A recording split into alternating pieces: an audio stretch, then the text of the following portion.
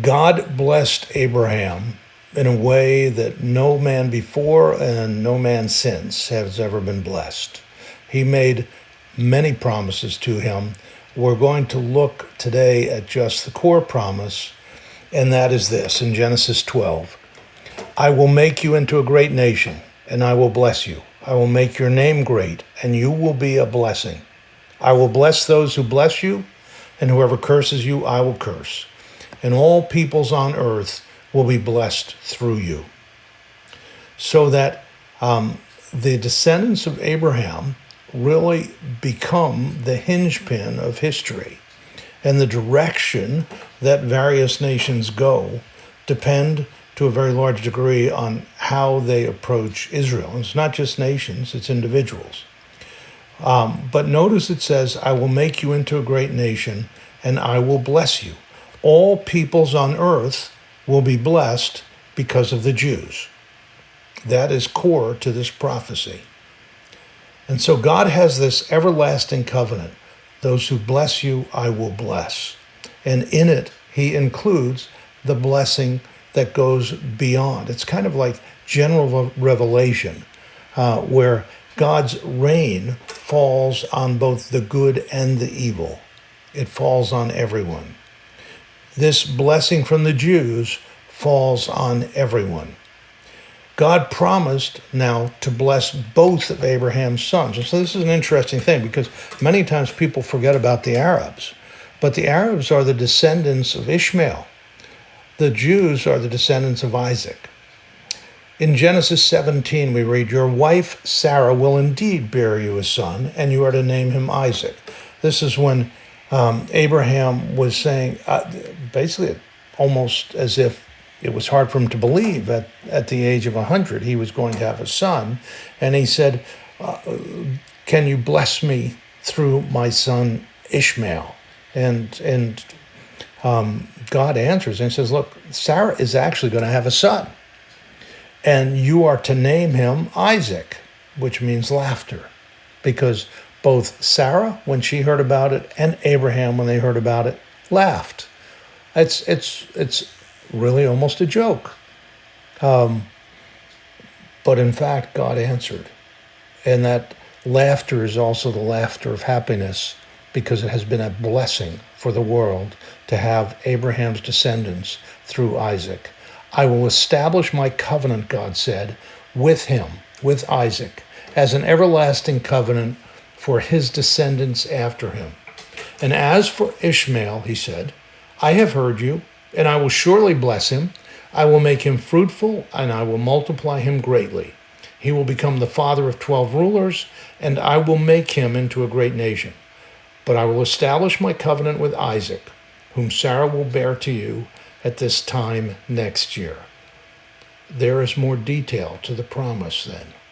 Through Isaac, through Ishmael, there will be this great blessing.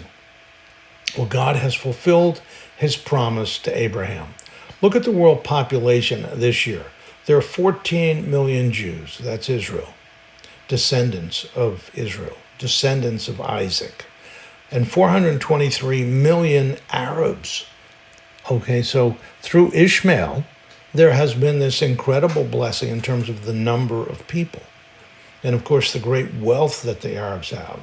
If you remember in the 70s, some of you may be too young for this, the great concern was that the Arab world would pretty quickly have all the money because of the petrodollars, because of their massive reserves of oil.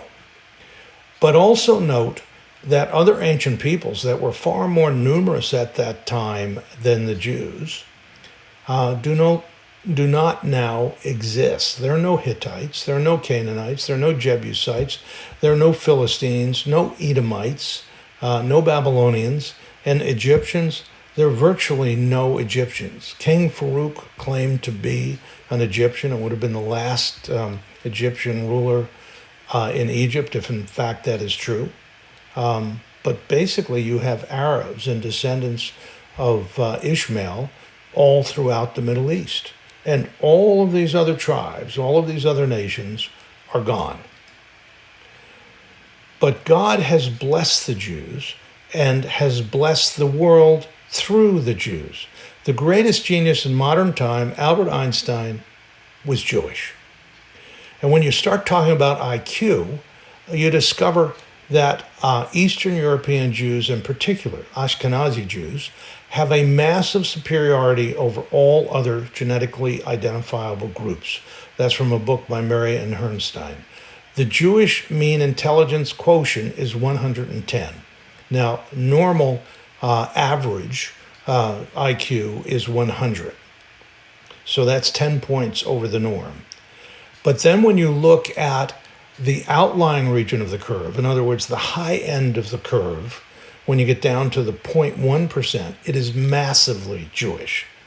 A 1954 study of IQs in the New York public school system found that Jews had 85% of the IQs over 170. Now, there were only 28 people over 170, 24 of them were Jewish. Take a look at the curve here. Each one of those vertical lines is 15 points with 100 at the middle. And when you get over to the 0.1%, you're at 145. Okay, so the IQ that has that you find amongst the brightest of the Jews is incredible and significantly higher than what you find generally amongst other groups. The key indicator, George Gilder says in his book, The Israel Test, for predicting exceptional accomplishment, like winning a Nobel Prize, is the incidence of exceptional intelligence. So it's not the average intelligence that's important, but rather the proportion of Jews, or the proportion of any group with IQs of 140 or higher. In the case of Jews, it is somewhere around 6 times the proportion for everyone else, for all other groups. And then as you get to higher IQs, the proportion increases. Now consider this, there are 14 million Jews in the world, which is only 0.3% of the world's population. So you can see how incredible it is that such a large number of Jews, relative to their population, have such high IQs. This is a blessing on the descendants of Abraham.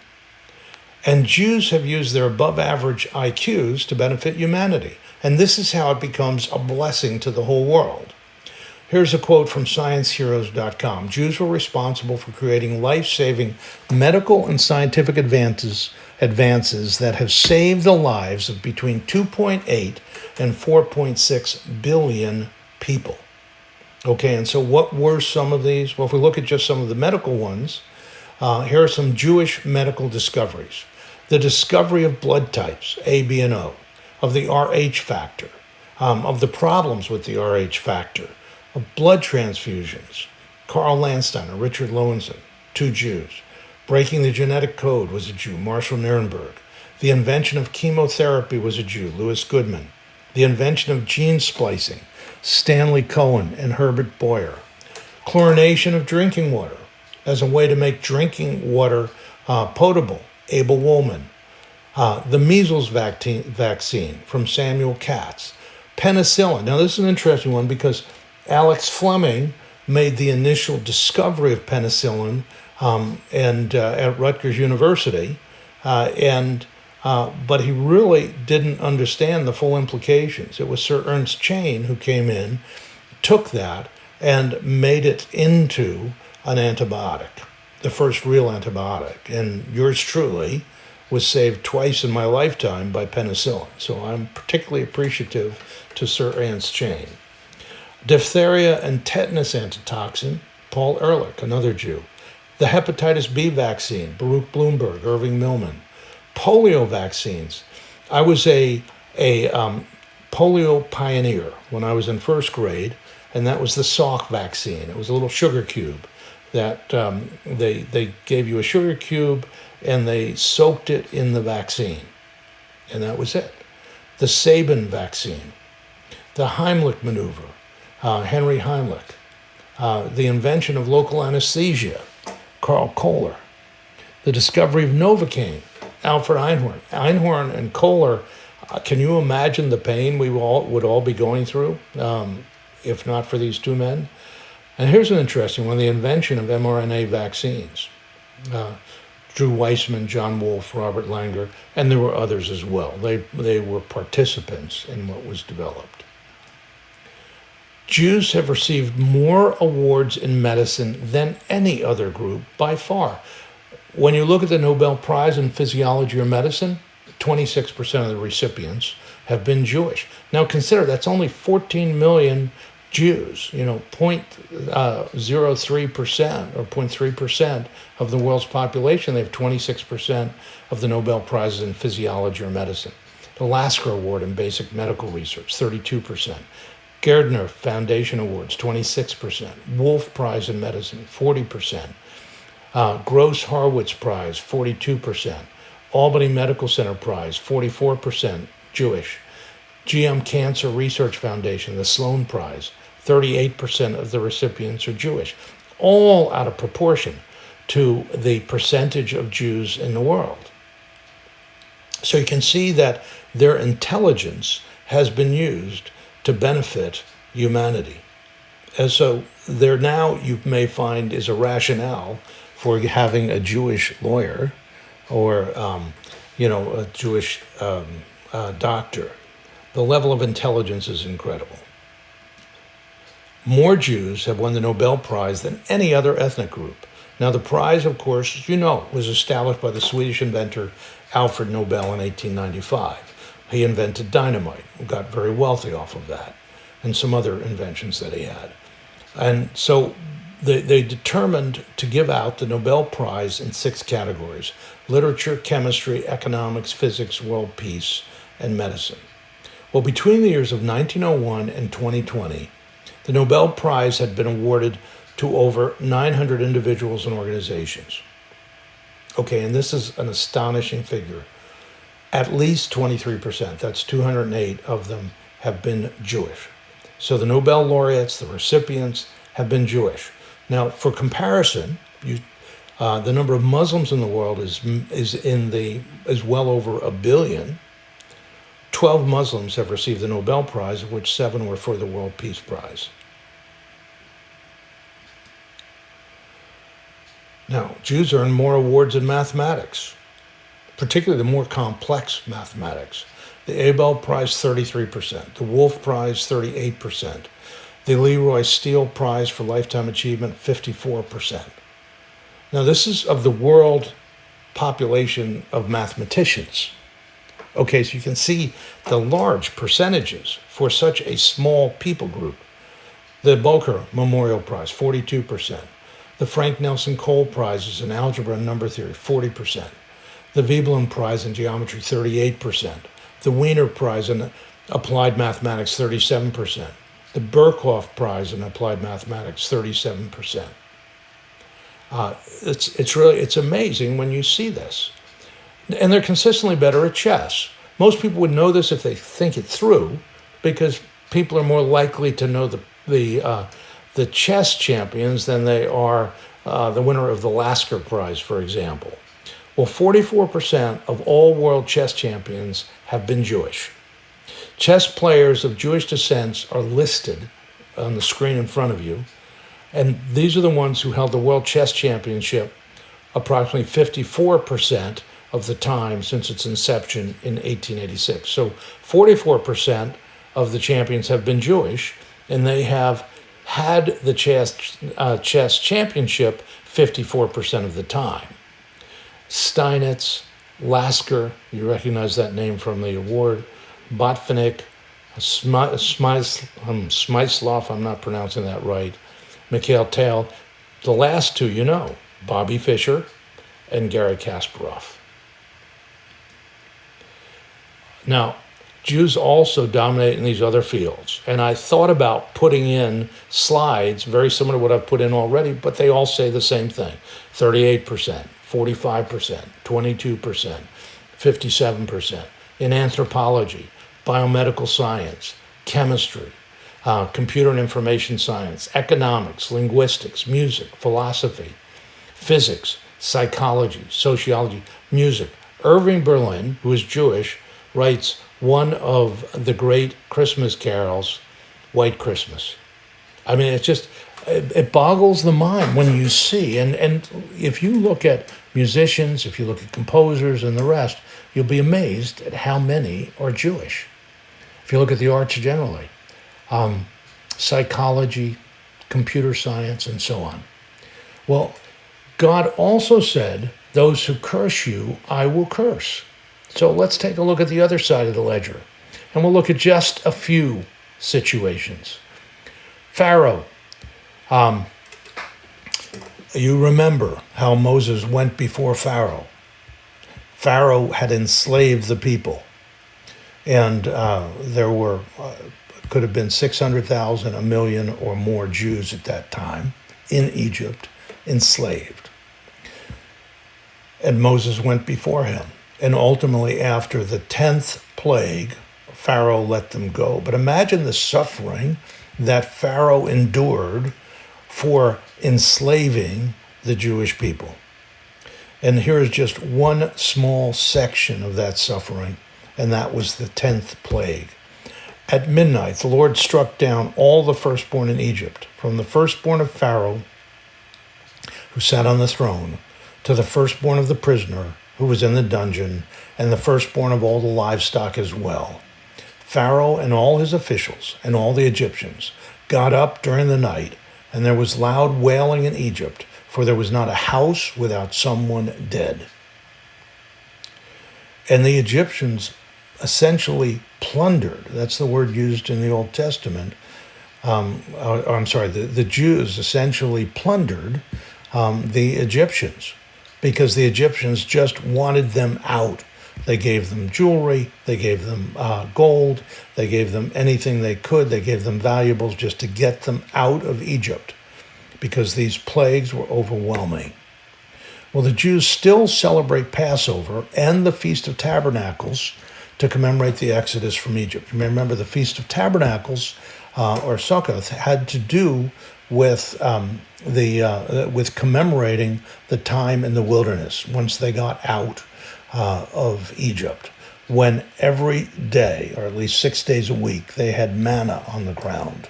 And Fridays, they had a double portion, since Saturday was the Sabbath and they were not to gather any of the manna on Saturday. So it didn't appear. But Passover and the Feast of Tabernacles. Now, there's an interesting thing about the Jewish feasts. And I heard someone speaking about this the other day, and I thought, yeah, that's an interesting point. The feasts of the Jews, by and large, say, in essence, well, we got out of that one again. They tried to kill us, and instead they were destroyed. And so instead of being victims eternally, and they would have every right to act that, the Jews have become conquerors eternally, constantly looking forward to the fact that they would overcome. Haman had a plan in Persia to completely wipe out the Jews. And this one woman, Esther, and of course at that point even a queen was not a particularly powerful figure. She could not speak to the king unless he spoke first to her. But this one woman, used by God, thwarts his entire plan. And Haman instead is destroyed. King Xerxes replied to Queen Esther and to Mordecai the Jew and said, because Haman attacked the Jews, I have given his estate to Esther, and they have impaled him on the pole he set up. Now write another decree in the king's name in behalf of the Jews as seems best to you, and seal it with the king's signet ring, for no document written in the king's name and sealed with his ring can be revoked. So the king basically turns over power to Haman, and Esther, who has no power to speak of, becomes the one who has the estate of Haman. She winds up with great wealth on her own, and the Jews are once again saved. Well, the Jews still celebrate Purim to commemorate escaping from Haman's plot to destroy the Jews. See, they tried to kill us, and instead, they were destroyed. Another holiday, another situation. Antiochus Epiphanes. In 168 BC, Antiochus the Fourth, who called himself Epiphanes, which means God manifest, so basically he viewed himself as a god, ruled Israel, and he outlawed the Jewish religion, ordering the Jews instead to worship the Greek gods, in particular Zeus. And then his soldiers went and massacred thousands, actually tens of thousands of Jews in Jerusalem. And then they sacrificed pigs to Zeus in the temple there in Jerusalem. And this was indeed the abomination of desolation. Now we anticipate that there will be a third temple. This was the second temple, a third temple, and that the Antichrist will do something very similar to this. But Antiochus Epiphanes is a type of the Antichrist. And he attempts to completely destroy the Jews by forcing them to worship the Greek gods, and then they would dissipate. Led by the Jewish priest Mattathias, who was an old man, and his 5 sons, the Jews got together and rebelled against Antiochus and the entire Seleucid monarchy, of which Antiochus was the most recent ruler. Well, then Mattathias was killed. That happened in 166 BC, so 2 years after the original order.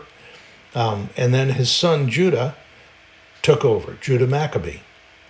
Maccabee means the hammer. And he took over and he drove the occupiers out of Jerusalem. It took another 2 years to do that. Well, the Jews still celebrate Hanukkah to commemorate driving the Seleucids out of Israel, and then ultimately the cleansing of the temple. And cleansing the temple was a major event. You see the menorah there, and of course the menorah is in the temple. And you recall how the oil stayed lit for as long as it needed to be. That's not contained in the scriptures, but it seems pretty clear that this event happened. We don't know all the details, but we know it happened. And certainly the Jews took back control of Israel. And so they celebrate Hanukkah. And Hanukkah, again, is a holiday that says, see, they tried to kill us. We survived. They were destroyed. I will curse those who curse you. And of course, illustration number 1, exhibit number 1 is Adolf Hitler. During World War II, and before that, Hitler killed over 6 million Jews. In 1939, there were 11.5 million Jews worldwide. He killed 6 million. For a moment, think about what we talked about early on with regards to the IQ and with regards to the benefit to humanity that has come through the Jews. And then consider that over half of them at that time were killed by Adolf Hitler. What other discoveries would they have made? What other things would have happened? What other benefits would we have seen? And then think about today, where you have perhaps 70 million, 72 million, 63 million, depending on how you count it, of abortions that have occurred. How many of those people, how many of those unborn children would have been as bright as an Albert Einstein? We don't know, and we don't know what they would have discovered. Well, Hitler paid for his evil with his life, and he lives on today only in infamy. Here's something I found in the Washington Post on the anniversary of his death. He died April 30th, 1945, and this is from a year ago. Quote, Adolf Hitler entered his underground study with his wife, Eva Braun. He had already said farewell to his servants and poisoned his dog. Gasoline for his cremation had been sent for. He had his pistol. Eva had cyanide. He wore his Nazi uniform jacket and black trousers. She wore a blue dress trimmed in white. They closed the door, sat beside each other on a small couch. He was 56. She was 33.